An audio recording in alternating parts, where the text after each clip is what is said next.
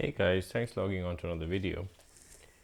Today I'm going to talk about the Rolex date versus non-date, and I'm also going to bring in the topic of the Rolex Hulk or the LV. This is in response to a very interesting question, and I found this question interesting because I've faced this question many a time myself, and that is Rolex date versus Rolex non-date. Which one is better? Well, the truth is, I actually got this wrong because my very first Rolex watch was a Rolex date, the 116610. And after a couple of weeks of owning it, I realized that this was really not the watch for me. Why? Because I just kept seeing the reflection on the Cyclops, and I realized that sometimes I couldn't see the date because of the reflection.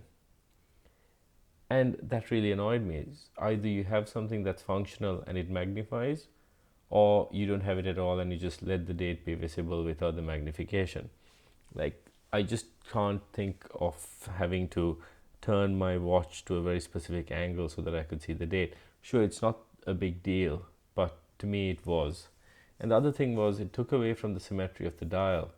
Uh, sure, a small date window on a watch, sort of like the Nautilus or the AP or the Sea Dweller, that doesn't really take it away.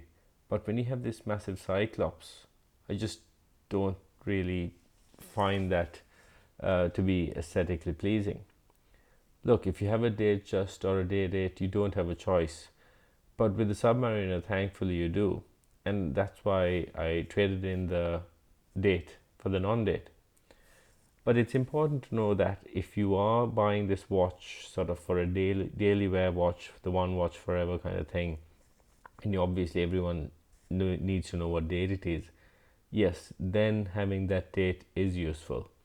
And also, if you're buying this watch sort of, right, I'm going to buy this watch, wear it for a couple of years and then sell it or trade it up, then again having the date version may be better because it's going to hold on to its value a lot more than, say, a non-date.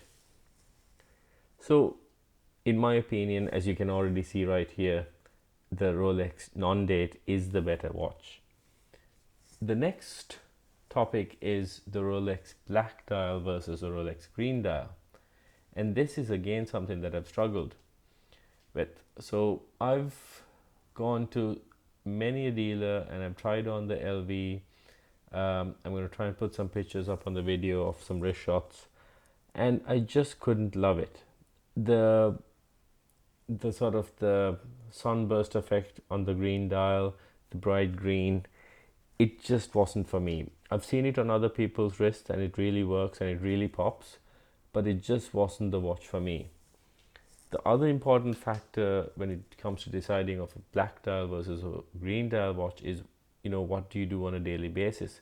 If you're going to have business meetings, if you're going to be in a sort of smart casual kind of attire for work, or for whatever you do for a daily basis, you're not going to want a green watch that kind of says, hey, look at me, I'm a green dial Rolex. But maybe some people do like that, but for me personally, I couldn't wear a green dial watch on a daily basis. When I did go to a dealer once, sort of ready to buy it, I was thinking, look, this is going to be a weekend watch, it's going to add a bit of color to my collection. But again, I walked away and I just couldn't stomach the sunburst effect on the dial.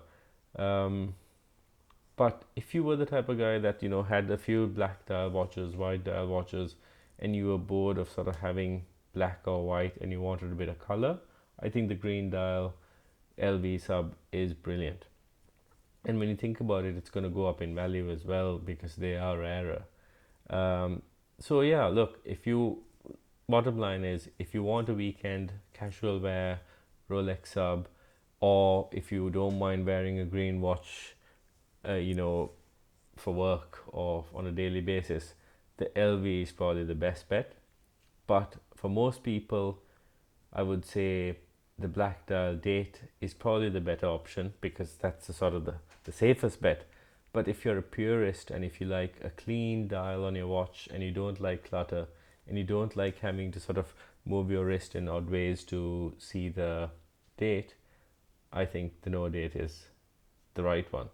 Also, if you're a real Rolex buff, you're going to sort of look at the real classic references and say, well, the no date is sort of the truest reference. So, in my opinion, the no date is the watch enthusiast watch.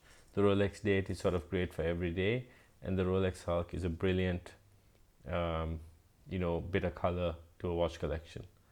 I hope you enjoyed this quick video. And if you do like this kind of content, please hit subscribe.